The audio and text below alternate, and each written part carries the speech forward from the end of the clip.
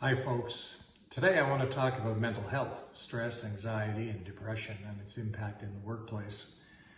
Earlier this month, I was asked to participate in a discussion on the subject matter, and it had to do what companies might be able to do to battle what is seemingly a mental health crisis in America.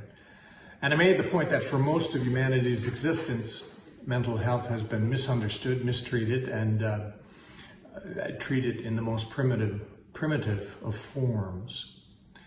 The good news today, the good news on the horizon, is that at least we are talking about it. We're taking it out of the closet, so to speak, and beginning to have the discussion and recognizing that there is nothing to be ashamed of, nothing to be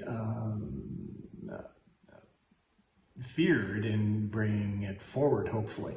That we have evolved to a point in time where we can have an open and honest discussion because it is real, it is ever present, and it can impact any individual. In fact, earlier this year in 2021, we saw that Naomi Osaka, Olympic athlete, withdrew from the French Open.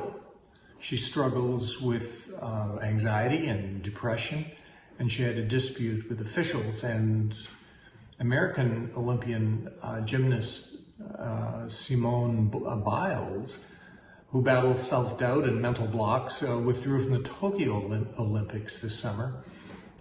She later rebounded. But when Olympic athletes are coming forward and struggling with the issue, it gives the rest of us some cover and perhaps an opportunity to pause to have that discussion.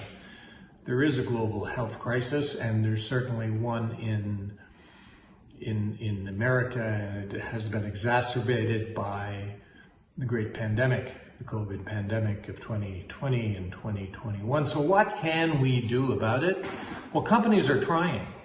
Companies are looking at their benefits program and obviously concerned about employee wellness and its impact on productivity, and they're obviously concerned about costs, and so they should be.